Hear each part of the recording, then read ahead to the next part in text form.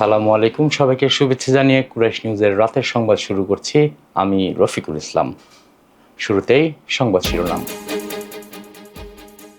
আবেদন খারিজ, ট্রাইব্যুনালেই চলবে জুলাই গণহত্যার বিচার। সীমান্তের ১৫০ গজের মধ্যে কৃষক ছাড়া কেউ প্রবেশ করতে পারবে না। তুরস্কে হোটেলে ভয়াবহ আগুন, নিহত বেড়ে ৭৬, আহত অন্তত ৫০। এবং স্কটল্যান্ডকে হারিয়ে অনূর্ধ্ব ১৯ বিশ্বকাপের সুপার সিক্সে বাংলাদেশ। এবার বিস্তারিত। শুরুতেই জাতীয় প্রসঙ্গ।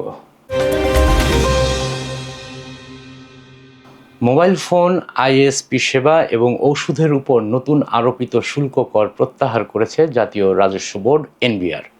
শুল্ক কর প্রত্যাহারে আগে দামের সেবা ও পণ্য ক্রয় করা যাবে। বুধবার ভ্যাট বিভাগ থেকে এ সংক্রান্ত নির্দেশনা জারি করা হয়। এনবিআর বলছে, দেশের চলমান ডিজিটালাইজেশন কার্যক্রম অব্যাহত রাখা ও একটি আধুনিক আইটি জ্ঞান সম্পন্ন তরুণ প্রজন্ম বিনির্মাণ এবং অনলাইন ভিত্তিক কর্মকাণ্ড বৃদ্ধির লক্ষ্যে মোবাইল ফোনের সিম ও রিম কার্ড ব্যবহারের মাধ্যমে প্রদত্ত সেবার উপর বর্ধিত সম্পূরক শুল্ক এবং আইএসপি সেবার উপর নতুন আরোপিত সম্পূরক শুল্ক সম্পূর্ণ প্রত্যাহার করা হয়েছে। অন্যদিকে ওষুধের বিষয়ে নতুন নির্দেশনায় বলা হয়, সব জনগোষ্ঠীর জন্য চিকিৎসা সেবাকে আরও সহজতর করার লক্ষ্যে ওষুধ শিল্পের উপর ব্যবসায়িক পর্যায়ে বৃদ্ধিকৃত ভ্যাটের হার সম্পূর্ণ প্রত্যাহার করা হয়েছে। জুলাই আগস্টে বৈষম্য বিরোধী ছাত্র জনতার আন্দোলনে গণহত্যার অভিযোগে আন্তর্জাতিক অপরাধ ট্রাইব্যুনালের বিচারের এখতিয়ার চ্যালেঞ্জ করে আবেদন করেছিলেন এনটিএমসির সাবেক মহাপরিচালক অবসরপ্রাপ্ত মেজর জেনারেল জিয়াউল হাসান। তার সেই আবেদন খারিজ করে দিয়েছেন আন্তর্জাতিক অপরাধ ট্রাইব্যুনাল। ট্রাইব্যুনালের চেয়ারম্যান বিচারপতি মোহাম্মদ গোলাম মর্তুজা মজুমদারের নেতৃত্বাধীন ৩ সদস্যের আন্তর্জাতিক অপরাধ ট্রাইব্যুনাল বুধবার এ আদেশ দেন। ট্রাইব্যুনালের অন্য সদস্যরা হলেন বিচারপতি শফিউল আলম ও বিচারপতি মোহাম্মদ মহিতুল হক এনাম চৌধুরী। এর আগে গেল সোমবার এ সংক্রান্ত বিষয়ে শুনানি নিয়ে ৩ সদস্যের আন্তর্জাতিক অপরাধ ট্রাইব্যুনাল আদেশের জন্য আজকের দিন ঠিক করা হয়। এবার জেলার সংবাদ। সীমান্তের ১৫০ গজের মধ্যে বাংলাদেশি ও ভারতীয় কৃষক ছাড়া অন্য কেউ প্রবেশ করতে পারবে না, এমনই যৌথ সিদ্ধান্ত নিয়েছে বিজিবি ও বিএসএফ। বুধবার রাজশাহী ও মালদা সীমান্তে শান্তি বজায় রাখতে সোনা মসজিদ বিওপির সম্মেলন কক্ষে সেক্টর কমান্ডার পর্যায়ে ২ পক্ষের বৈঠকে এ সিদ্ধান্ত হয়।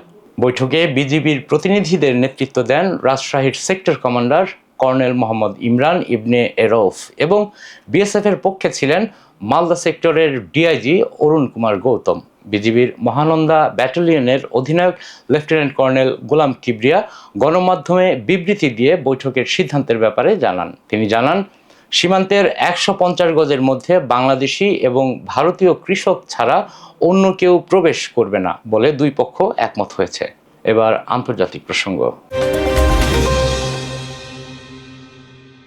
তুরস্কের উত্তর পশ্চিমাঞ্চলের বলু পর্বত এলাকায় জনপ্রিয় স্কি রিসোর্ট হোটেলে অগ্নিকাণ্ডে নিহত বেড়ে দাঁড়িয়েছে ৭৬ জন। এ ঘটনায় আহত হয়েছেন আরও ৫০ জনেরও বেশি মানুষ। তাদের মধ্যে কয়েকজনের অবস্থা আশঙ্কাজনক। এ ঘটনায় অভিযুক্ত ৯ জনকে আটক করা হয়েছে। দেশটির স্বরাষ্ট্রমন্ত্রী আলী ইয়ারলিয়াকানা এক বার্তায় জানান, স্কি রিসোর্ট হোটেলে অগ্নিকাণ্ডে নিহতদের পরিচয় উদ্ধারের চেষ্টা চলছে, তবে অনেকেই পুড়ে দগ্ধ হয়ে যাওয়ায় তাদের পরিচয় এখনও জানা যায়নি। স্বরাষ্ট্রমন্ত্রী তার বার্তায় বলেন, পাহাড়ি উঁচু নিচু পথের কারণে আগুন লাগার পর ফায়ার সার্ভিস বাহিনী কর্মীদের সেখানে পৌঁছতে সময় লেগেছিল ৪৫ মিনিট, আর ৪৫ মিনিট ভয়াবহ রূপ নেয় আগুন। ১২ তলার এই হোটেলে আগুনের সময় ২৩৮ জন অতিথি ছিলেন বলেও জানান তিনি। জানাবো খেলার খবর। স্কটল্যান্ড মেয়েদের হারিয়ে অনূর্ধ্ব ১৯ টি-২০ বিশ্বকাপের সুপার সিক্সে পৌঁছে গেল ইয়ং টাইগ্রেসরা। বুধবার মালয়েশিয়ায় চলমান বিশ্বকাপের গ্রুপ পর্বের শেষ ম্যাচে স্কটল্যান্ড মেয়েদের বিপক্ষে 18 রানে জয় পায় বাংলাদেশ। সকালে মালয়েশিয়ার বাঙ্গিতে টস জিতে বাংলাদেশকে ব্যাটিংয়ের আমন্ত্রণ জানিয়েছিল স্কটল্যান্ড। আগে ব্যাট করতে নেমে নির্ধারিত 20 ওভারে 9 উইকেট হারিয়ে 121 রানের পুঁজি পেয়েছিল বাংলাদেশ। অধিনায়ক সুমাইয়া আক্তার দলের হয়ে 36 বলে সর্বোচ্চ 29 রান সংগ্রহ করেন। স্কটিশ হয়ে 2টি করে উইকেট পেয়েছিলেন নাইমা শেখ এবং মাইসি মাসিয়ারা। তবে টাইগ্রেসদের 8 বোলিংয়ে শেষ পর্যন্ত 103 রান তুলে থেমে যায় স্কটিশ মেয়েরা। সংবাদ শেষ করব বিনোদন অঙ্গনের খবর দিয়ে। হিন্দি সিনেমায় অভিনয়ের পাশাপাশি মডেল হিসেবেও বেশ জনপ্রিয়তা পেয়েছেন বলিউড অভিনেত্রী দিশা পাটানি। 2015 সালে লোফার সিনেমার মাধ্যমে বিগ টাউনে পা রাখেন দিশা। এরপর একাধিক সিনেমায় সাফল্যের সঙ্গে কাজ করেছেন তিনি, আর এবার হলিউডে পা রাখতে চলেছেন জনপ্রিয় এই অভিনেত্রী। জানা গেছে হলিউডের একটি ওয়েব সিরিজে কাজ করছেন দিশা। সিরিজটির নাম হলিগার্ডস। এতে ফাস্ট অ্যান্ড ফিউরিয়াসের অভিনেতা টাইরাস গিবসন ও হ্যারি গুডউইন্সের বিপরীতে অভিনয় করছেন তিনি। বর্তমানে মেক্সিকোর দুরাঙ্গাতে শুটিং চলছে তার। এরই মধ্যে সিরিজটির বিহাইন্ড দ্য সিনের কিছু ছবিও ভাইরাল হয়েছে নেট দুনিয়ায়। ছবিগুলোতে দেখা যায় প্রাণবন্তভাবে ক্যামেরায় ধারণ করা নিজেদের অভিনয় প্রিভিউ করছেন অভিনয় শিল্পীরা। সংবাদ শেষ করার আগে শিরোনামগুলো আরও একবার। আবেদন খারিজ, ট্রাইব্যুনালেই চলবে জুলাই গণহত্যার বিচার। সীমান্তের 150 গজের মধ্যে কৃষক ছাড়া কেউ প্রবেশ করতে পারবে না। তুরস্কে হোটেলে ভয়াবহ আগুন, নিহত বেড়ে 76, আহত অন্তত 50। এবং স্কটল্যান্ডকে হারিয়ে অনূর্ধ্ব 19 বিশ্বকাপের সুপার 6-এ বাংলাদেশ।